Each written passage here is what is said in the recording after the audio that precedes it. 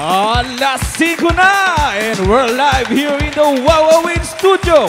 Back to mga saya at back to mga papremyo. Kaya tumudok na para manalo.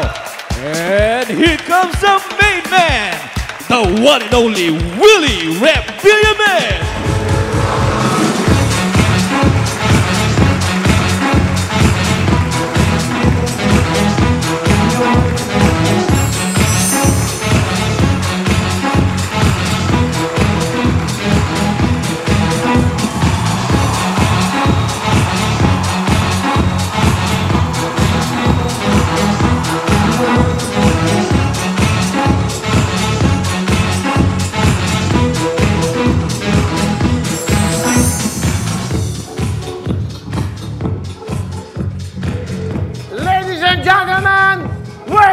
Here in our home studio, welcome sa Wawawin, Totok to Win!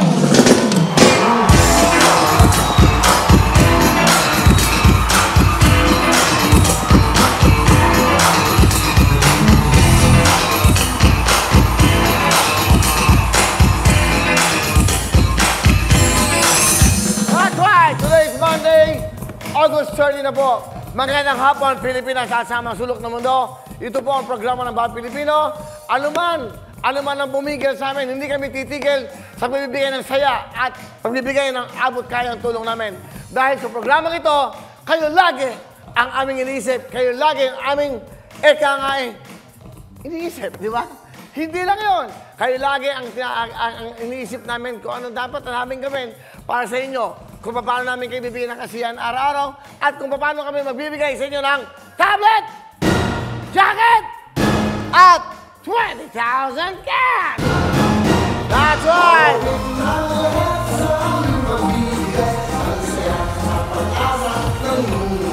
Okay, para malaman nyo, magmula sa Clark, yung po yung 8-8 natin ng Shopee, nag-8-9 at after ng ilang araw natin sa Clark, tumakbo naman kami ng Puerto Galera, sa Barangay Palangan. You know, anong Friday, last day natin sa Puerto Galera. Ngayon, we're back home. Dito po sa napakagandang studio ng Wawin.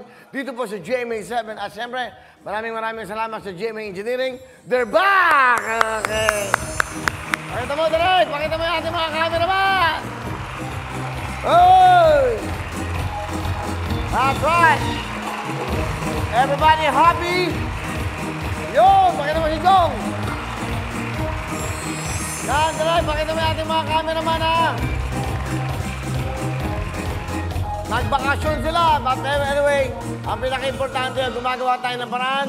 Meron mang studio, wala mang studio, basta gagawa tayo ng paraan. Ang importante, yung programang Wawin ay lagi nagla-live. Kung di man kami nakikita na live, nag-replay, gagawa kami ng paraan. Ang commitment ko sa inyo, ang commitment namin sa inyo, araw-araw mapasaya kayo. Lalong-lalo yung pinagdadaanan natin ngayon. Naku, Diyos ko po, tumaas mo ng tumaas yung COVID cases natin. Mamaya, papakita ko yan, no?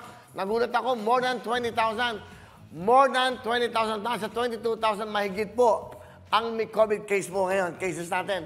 So, ano ba dapat natin gawin? Talagang dapat mag-ingat po tayo. Grabe to. Grabe tong Delta to. Hindi mo alam meron ka na pala. Dahil airborne, eka nga. Ilang segundo lang, mahahawa ka na. Kaya dito, bago kami nakapasok dito, sobrang higpit ng GMA management. Ano ginawa? RT-PCR. Within 24 hours dapat to. Kahapon nga, no? Kahapon nag-RT-PCR halos lahat. So, awa ng Diyos naman po, nag-negative naman po. Kaya, thank you Lord. Tuloy pa rin ang programang ito. Basta ngayon maingat at nag-less na ho kami ng mga staff. Kasi may commitment kami na dapat to. Konti lang. Anyway, ganun talaga ho. Para lang matuloy ang programa, susunod tayo sa mga protocols. Susunod tayo kung ano sinasabi ng gobyerno. Susunod tayo kung ano sinasabi ng GMA management. Susunod tayo para po sa kapakanan ng lahat. Hindi tayo pwedeng mahawa, hindi tayo pwedeng mahawahan. Dahil pag nagkahawahan nyo tayo, pati mga mahal nyo sa buhay, pati mga anak nyo, mga nanay, tatay nyo, mahahawa. Paano na ang buhay natin? Ganoon na lang ba tayo? Lagi na lang ba tayo? Nandyan, lumaban ho tayo. Paano tayo lalaban? Face shield, face mask, social distancing, at pinaka-importante ho, ingatan natin ang sarili natin para maingatan ang ating mga mahal sa buhay. So yun lang ho. Sumunod tayo. Hindi ho talaga panlaban dyan. Anyway, tuloy-tuloy tayo. After ng Clark, thank you very much again. Secretary Vince Dizon sa Clark International Airport, maraming salamat. Papasalamatan ko lang sila.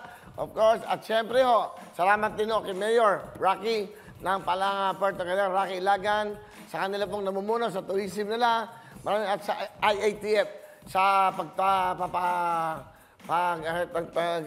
bibigay ng approval na kami po ay makaikot ng Clark.